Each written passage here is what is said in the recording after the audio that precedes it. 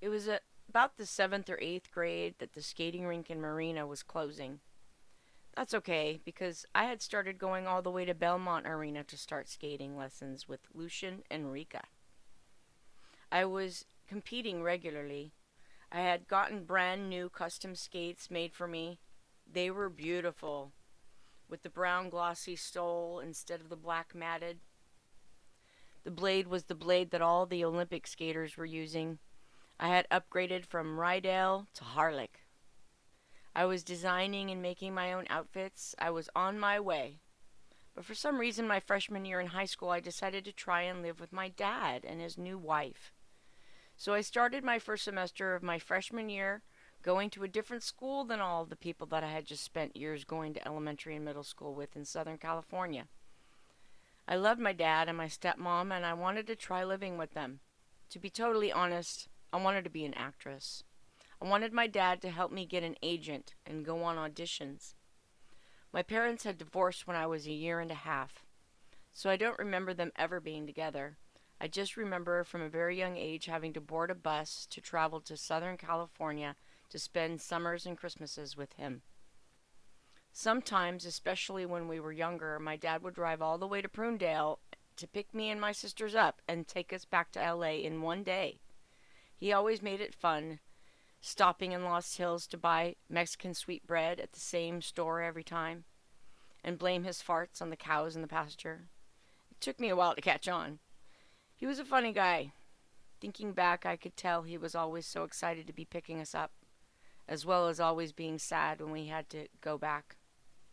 But I digress. I only lasted one semester at my dad's that year. I moved back to Prunedale with my mom and tried to get back into things as I was doing before I left. I started skating again. My younger sister had begun skating too, so I would go along with her and my mom like usual, but something was different. I just couldn't get into it anymore. I was always sad and lacked energy. I was falling constantly, so much that I had to get a butt pad. I had perfected the axle on the double salchow. I was working on the double toe, literally probably the easiest jump to accomplish, and I couldn't do it. I think I landed the jump one, maybe two times out of the thousands of attempts. What was wrong with me? I don't know. I would go on the ice and skate, and 5 minutes later I would get off the ice, and my mom would tell me to get back on, and I would go on and then get back off, and then one day I got off and I started taking off my skates. My mom was like, "What are you doing?" I said, "I quit." I didn't want to skate anymore. Actually, it was that I didn't want to try anymore. At least not at skating. All my friends were enjoying high school and I was being left out. I thought it was because I was always skating. So I quit. I wanted to have friends. I wanted to enjoy high school and laugh. I loved to laugh. I wasn't laughing when I was on or off ice. That's not good. So I quit. It wasn't that big of a deal. At least not to me. My mom still would take my sister to skate and compete for a little while longer before she quit as well. I was excited to be going to high school with all my friends. It was a new school that had just been built 10 years prior. Prunedale wasn't a large town, population 4,236. The reason I know this is because every time we drove into town on Highway 101, you passed the Prunedale sign, and that stated the population. It also just happened to be the last four digits of our phone number. That small fact always made me feel important somehow. It didn't take me long to meet the drama teacher. She was awesome and beautiful. I would spend my lunch breaks in her room with her because it turned out I didn't have a lot of friends. I was always alone. So when the drama teacher came up with the idea to start a dance company, I was there before you could strap those capezios to my feet. So in my sophomore year in high school, the drama teacher and I started that school's first dance company. She and I and one other friend held the first dance company auditions and chose the dancers. We wrote and constructed the dance company constitution, which laid out all the rules for being in the dance company. It all started with the recreation of the solo done at the end of the movie Flashdance. I don't remember whose idea it was, me or the drama teachers, but somehow I was elected to recreate the dance and perform it at the school's assembly. Now let me remind you of what an assembly is. It is a rally for the entire school body to pep them up for the coming events. It wasn't a concert that people had to buy tickets to. This was in front of the entire student body. I must have been crazy, but I remember learning the dance verbatim, even taught myself how to spin on my back in my mother's kitchen floor. I couldn't, however, recreate the swan dive roll in the number, but I don't think anyone missed it because after that, I was most definitely well known in school. We basically started what came to be the most exciting dance and entertainment that school could have ever asked for. I don't think we realized it. I was from then on till I graduated the president of the dance company.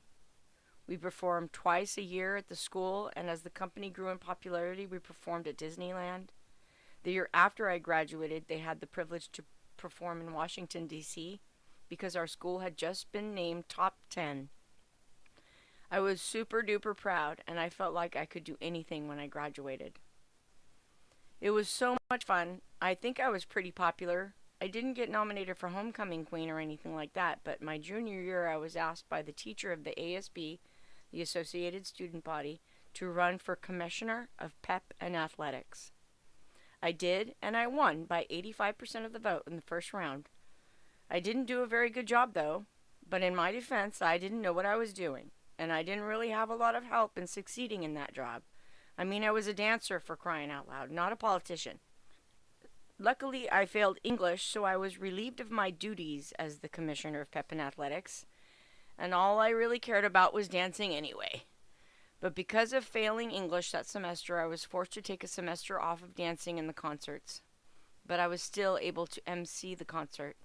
MC means Master of Ceremony. It is the person who talks in between the acts. If done properly, is also an act in itself. It was a chance to test out my acting and public speaking skills. For reasons I didn't know yet, this was important. I didn't have a boyfriend for a lot of the time in high school. It didn't bother me too much until I got to my senior year. Some of my friends were getting boyfriends. I had a huge crush on the homecoming king from the year ahead of me. He was by far the cutest guy in school. I had known him since grade school. Boy, was he cute.